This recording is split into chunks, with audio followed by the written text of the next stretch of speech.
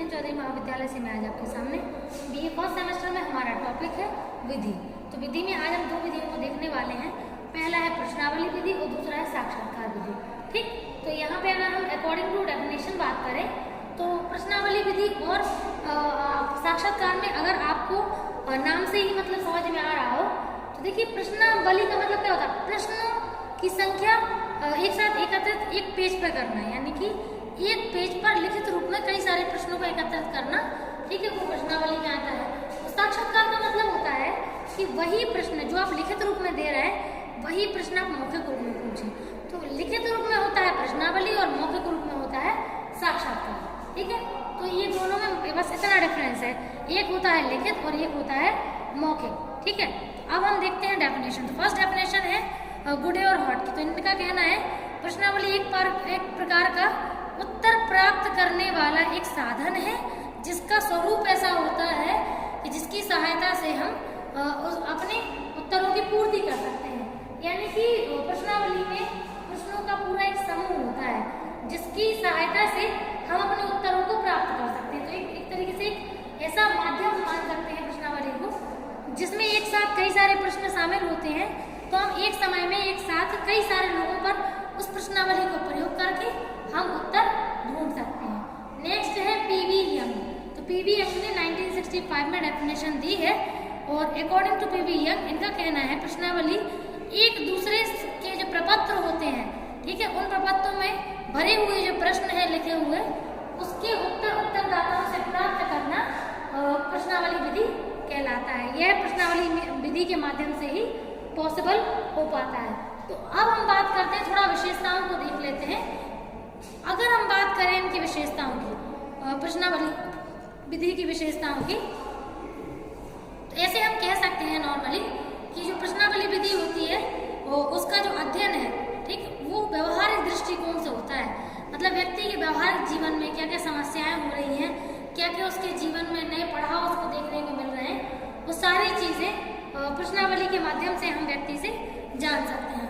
ठीक है, और प्रश्नों की संख्या उपयुक्त होनी चाहिए। मतलब जितने भी प्रश्न अपन लोग इंक्लूड कर रहे हैं वो सब ऐसे प्रश्न हो जो एक दूसरे से मैच ना हो रहे हो। ठीक है, और दूसरा प्रश्नों की संख्या इतनी अधिक भी ना हो कि व्यक्ति बोर ही हो जाए। ठीक है, अगर प्रश्नों की संख्या बहुत ज्यादा है, जैसे मान के चलो 200, 300, 400 प्रश्न है, तो आप जानते हैं फिर तो व्यक्ति बोर हो जाएगा। फिर वो कहते हैं ना, एंड शुरुआत से तो सही से भरेगा वो आपके प्रश्न पत्र को, लेकिन एंड तक आते आते वो जल्दी जल्दी उस रिस्पॉन्स को देना शुरू करेगा। तो संख्या भी अधिक नहीं होनी चाहिए।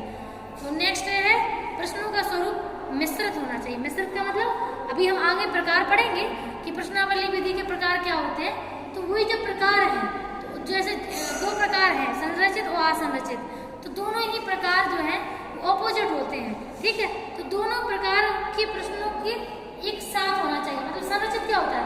संरचित मतलब कोई प्रश्न जिसमें केवल विकल्पों के आधार पर उत्तर देना निश्चित हो, मतलब है संरचित का मतलब क्या होता है? संरचित का मीनिंग है संरचना बनी हुई है, यानी कि सीमा पहले से निर्धारित है। यानी कि आपको अगर प्रश्न पूछा गया है तो प्रश्न के विकल्प उसके साथ दिए हैं, उसे संरचित कहते हैं। यानी कि उसकी सीमा या संरचना निर्धारित की गई है। तो अगर आपसे प्रश्न पूछा गया है तो आपके सामने दो विकल्प हैं, हाँ या नहीं का। तो आप उसको पे अगर हाँ लगाएंगे तो हाँ लगा सकते हैं, ना लगाएंगे तो ना लगा सकते हैं। तो एक कोई उत्तर ही आप लगा सकते हैं, सारे नहीं लगा सकते। ठीक, दोनों नहीं लगा सकते। तो ये क्या है? ये आपको प्रश्न देने के साथ साथ आपको उत्तर देने के विकल्प भी पहले से दिए गए हैं। तो यानी कि उनने संरचना पहले से बना के रखी है, उसे संरचित कहते हैं। दूसरा है असंरचित। असंरचित का मतलब होता है जिसकी संरचना तय ना हो, यानी कि प्रश्न पूछा, प्रश्न लिखा हुआ हो और व्यक्ति बिल्कुल फ्री है अपने उत्तर को देने के लिए, मतलब उसको उत्तर देने में कोई बाध्यता नहीं है। ठीक है, तो ये पॉइंट है। तो असंरचना वो कहलाती है। तो इसका मतलब ये है थर्ड पॉइंट का कि अगर मान लीजिए अगर देखो एक कोई संरचना नहीं रखनी, ना तो संरचित ना असंरचित, इनने कहा कि मिश्रित रख लो, यानी कि असंरचित रख लो। तो मिश्रित रखना इसका मतलब है कि कहीं ना कहीं दोनों प्रकार के प्रश्न उसमें होंगे, संरचित भी और असंरचित भी। तो ये इनका कहना है कि मिश्रित विधि बेस्ट होती है। अगला है प्रश्नों की भाषा इतनी सरल और स्पष्ट हो कि व्यक्ति को पढ़ते ही समझ में आ जाए कि उसको उत्तर क्या देना है। मतलब ऐसा नहीं कि वो बैठा ही है दूसरे समझने के लिए या फिर उसको गलत जवाब ठीक है। फिर नेक्स्ट है प्रश्नों का अनुक्रम तर्क संगत होना चाहिए। मतलब ऐसे मान के चलो कि जो भी प्रश्न है उसका हर एक वर्ड के बीच में लॉजिक बैठ रहा हो और हर एक प्रश्न का एक दूसरे से लॉजिक बैठ रहा हो। जिस टॉपिक से रिलेटेड चीज़ें बननी है या समझनी है उसी टॉपिक से जुड़ी चीज़ें होनी चाहिए, ठीक है। यहाँ वहाँ घुमा फिरा के नहीं होनी चाहिए। अगला है प्रश्नों का स्वरूप ऐसा हो कि वस्तुपरक परिणाम प्राप्त हो। मतलब प्रश्न की भाषा और प्रश्न का स्वरूप इतना अच्छा हो कि जिस चीज को चेक करने के लिए परीक्षण का निर्माण किया जा रहा है वो वही निकल के आए, ठीक है। तो ये बिल्कुल ये बहुत ही इम्पोर्टेंट है कि जैसे मान के चलो अगर हम लोग मोटिवेशन को लेकर टेस्ट बनाए हैं और उसमें एक आध क्वेश्चन हमने इमोशन से जुड़ा रख दिया है तो ऑब्वियस है उस एक क्वेश्चन की वजह से जो उसकी वैधता है, जो वस्तुनिष्ठता है वो कम हो जाएगी, ठीक है, पूरी नहीं निकलेगी, ठीक है।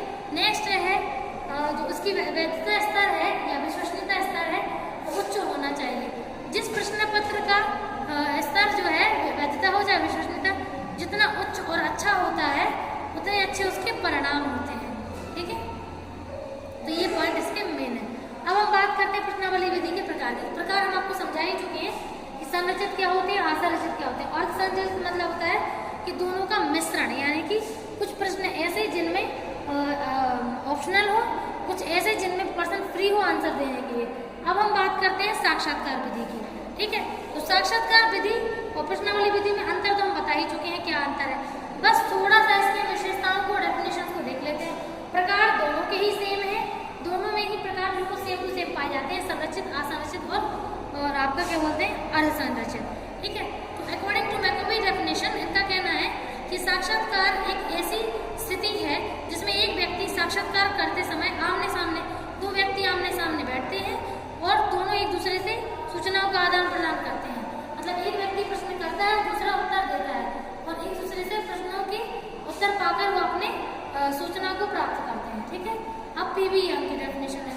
तो पीवी यंग का कहना है कि साक्षात्कार एक व्यवस्थित विधि है जिसके अंतर्गत व्यक्ति एक काल्पनिक रूप से दूसरे व्यक्ति के व्यक्तिगत जीवन में झांकने की, उसकी योग्यताओं को समझने की, परखने की कोशिश करता है और उसके बाद वो एक निर्णय तक पहुंचता है कि व्यक्ति किस व्यक्तित्व का है, ठीक है। ये है यंग। और अगला है करलिंगर की। तो करलिंगर का कहना है साक्षात्कार अंतर व्यक्तिगत भूमिका की एक ऐसी स्थिति है जिसमें दो व्यक्तियों के बीच में आमने सामने बैठ करके प्रश्नों के उत्तर प्राप्त किए जाते हैं। यानी कि अंतर व्यक्ति का मतलब दो व्यक्तियों के बीच की। अब ऐसा तो समूह के ऊपर भी होता है इंटरव्यू, लेकिन फिर भी देखो जैसे मान लो एक व्यक्ति इंटरव्यू ले रहा है या 5 व्यक्ति इंटरव्यू ले रहे हैं और चाहे एक दे रहा हो चाहे 5 दे रहे हो, ठीक है, या 10 दे रहा हो, तो समूह इंटरव्यू भी करते हैं तो उत्तर तो एक ही देता है ना। ऐसा थोड़ी ना कि 10 व्यक्ति एक साथ ही बोल रहे हैं, सबके उत्तर सुन रहे हैं, तो वैसे व्यक्तिगत ही बोल पाएंगे इसको हम लोग, ठीक है। तो जो हमारा साक्षात्कार है वो हमारा इस प्रकार है, ठीक है। अब हम बात करते हैं विशेषताओं की। तो साक्षात्कार की मुख्य विशेषता क्या है कि साक्षात्कार के जो मूल और विचार हैं उससे हम व्यक्ति के बारे में ज्ञान प्राप्त कर सकते हैं, ठीक है। जैसे आप जानते हैं हर व्यक्ति की सोच, उसके मूल, उसकी रुचि अलग अलग चीज़ों में होती है, ठीक है। तो वो उसके क्या बताते हैं, वो उसके बताते हैं क्या बोलते हैं, वो साक्षात्कार के द्वारा हमें ज्ञात होता है उसके मूल्यों का, तो उसके बारे में उसकी व्यक्तिगत जानकारी को वो बताते हैं, ठीक है। नेक्स्ट है अचेतन में निहित व्यक्तित्व की शक्तियों का ज्ञान प्राप्त होता है। मतलब आप जानते हैं जैसे मान के चलो जैसे एक व्यक्ति प्रश्न पूछ रहे हैं, उसको तो पता है कि उसको क्या प्रश्न करना है, कैसे करना है, और मान लीजिए जो दे रहा है उत्तर, अब उसको थोड़ी पता है कि कौन सा प्रश्न सामने वाला पूछेगा, उसे कैसे उत्तर देना है, उसको कैसे, सब इतना समय नहीं होता है उनके पास। प्रश्न जैसे ही पूछा जाता है वैसे ही उनको उत्तर देना होता है। इसका मतलब क्या है, इसका मतलब ये है कि वो अचेतन मन से तो उत्तर निकाल रहे हैं, वो चीजें उनके जो अचेतन मन में सुरक्षित हैं, ठीक है, वो सूचनाओं को वो दोहरा रहे हैं, ठीक है। तो ये है। अब इसके बाद हमारा क्या बोलते हैं नेक्स्ट पॉइंट है निहित, मतलब क्या बोलते हैं ऐसी प्रवृत्तियां होती हैं जिसमें जब रुकावटें आती हैं व्यक्ति के मन में तो वो उन रुकावटों को पार करते हुए अपनी सूचनाओं को आदान प्रदान करता है, ठीक है। नेक्स्ट है व्यवहारिक परिवर्तनों में सहायक है, यानी कि डेली लाइफ में जो प्रॉब्लम्स होती हैं उनको सॉल्व करने में आसान होता है, ठीक। Thank you.